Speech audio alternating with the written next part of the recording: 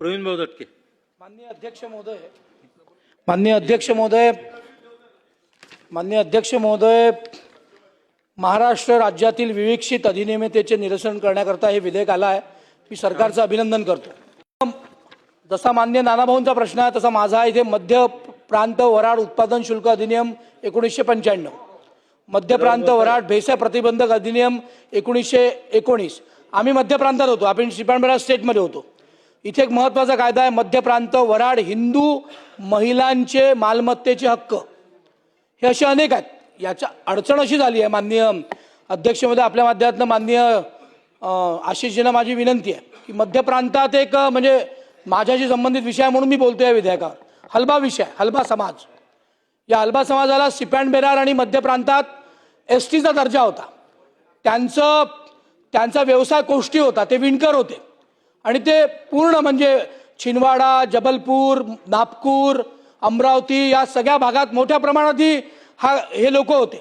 आणि मग त्यांच्या हक्काचं संरक्षण करण्याकरता कायदा आहे. मग आज आपण जर हा कायदा निरसन करणार असू तर त्यांच्या हक्कांचं काय? मग त्यांच्याकरता काही नवीन कायदा आपण केला आहे का? मग तो कायदा त्यांना त्या हलबा समाजाच्या विषयी त्यांचा फायदा होणार आहे का? त्यांना कोष्टी संबोधल्या गेलं, तिकडे एसटी होते पण इकडे एसटी सर्टिफिकेट मिळण्याकरता अडचण निर्माण होते आहे. मग त्यांना 1950च्या आधीचा पुरावा मागला जातो, जो की 67च्या आधीचा मागितला पाहिजे. त्यांच्या विषयीमधले जे कायदे केंद्र सरकारने पारित केले आहेत ते मध्य प्रांत व वऱ्हाड प्रांतांनी स्वीकारले होते, मग ते महाराष्ट्राने स्वीकारलेत का? माझं म्हणणं आहे या कायद्याचं निरसन केलंच पाहिजे. एका गोष्टीकरता 100 कायदे नकोच आहे. इंग्रजांनी केलेले कायदे रद्दच केले पाहिजे. पण ते कायदे रद्द करत असताना त्या प्रांतात, जसं आम्ही मध्य आणि वऱ्हाड प्रांताचे नागरिक होतो, आता महाराष्ट्रात आहोत, तर त्याकरता जे कायदे त्या तिथल्या नागरिकांकरता केले, त्या विशेषतः त्या हलबा समाजाकरता केले, त्या विणकर समाजाकरता केले.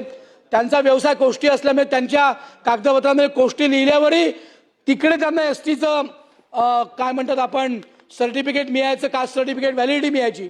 पण जेव्हा ते महाराष्ट्रात आले तेव्हा त्यांच्या या सगळ्या न्याय हक्कांवर अडचण निर्माण झाली. त्यामुळे हे कायदे आहेत त्याचे. त्यामुळे माझी या बिलाच्या माध्यमातून एवढीच विनंती आहे की आपण हे कायदे समजा विवेक्षित कायदे आहेत असं आपण म्हणतोय, आपण निरसन करू. पण हे करत असताना त्यांच्या हक्काची जी काही त्यांची गरज आहे किंवा त्यांचा जो हक्क आहे, हे मायबाप सरकार ते वाचवणार आहे का? त्या सगळ्या सुखसुविधा या महाराष्ट्रात त्या सर्व हलबा समाज, हलबा बांधवांना मिळणार आहे का? त्यांचं 50चं जे त्यांना सर्टिफिकेट आपण हे मागतो ते 67 मागणार आहोत का? त्यांच्या व्हॅलिडिटी, त्यांचे कास्ट सर्टिफिकेट, त्यांच्या नोकऱ्या आपण इकडे वाचवणार आहोत का? हे सगळं त्यांना आपण अनुकंपाचं हे करत नाही, त्यांना आपण अनेक गोष्टींपासून वंचित ठेवतोय. मग त्यांचं न्याय हक्क संरक्षण होणार आहे का? त्यामुळे नुसताच हलबा नाही तर 36 जाती आहे. त्या 36 जातीमध्ये आता इथे एक अधिनियम आहे, मध्य प्रदेश सहकारी संस्था पुनर्गठन व रचना. मग मध्य प्रदेश सहकारी संस्थेच्या रजिस्ट्रेशन खाली अनेक संस्था रजिस्टर्ड झाल्या आहेत.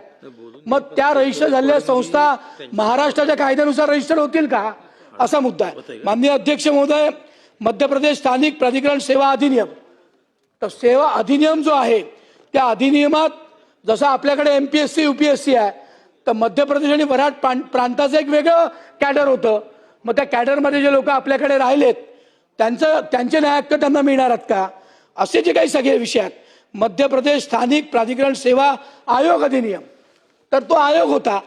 त्या आयोगातल्या ज्या काही गोष्टी मध्य प्रदेश आणि वऱ्हाड प्रांताला मिळणार होत्या त्या महाराष्ट्रात मिळणार आहेत का? कुठल्या कायद्याअंतर्गत मिळणार आहे? त्यामुळे या सगळ्या गोष्टी आपण हे करून, माझी आपल्याला विनंती आहे माननीय अध्यक्ष महोदय, आपण आपला धन्यवाद देतो की आपण या कायद्यावर मला बोलू दिलं. त्यामुळे मी फार आभारी आहे. कारण आम्ही आमच्या सगळ्या लोकांना, विशेषतः हलबा समाजातल्या लोकांना याची झळ पोहोचते आहे. त्यांचे तरुण शिक्षक, तरुण विद्यार्थी, बेरोजगार यांना हे सर्टिफिकेट आणि व्हॅलिडिटी न मिळाल्यामुळे अडचण निर्माण झाली आहे. त्यामुळे विशेषतः या सगळ्या जातींचा, या जातींचे जे हक्क होते हे आपण इथे जोपासणार आहोत का, आणि हे जोपासावे अशी माझी हात जोडून आपल्या माध्यमातून आशिषजींना, सरकारला विनंती आहे. आपण या कायद्यावर मला बोलू दिलं, आपण हे सगळे हक्क जोपासावे आणि मग हे विवेक्षित कायदे आपण रद्द करावे. आणि या विधेयकाला माझं समर्थन आहे. मी आपल्याला धन्यवाद देतो. ठीक.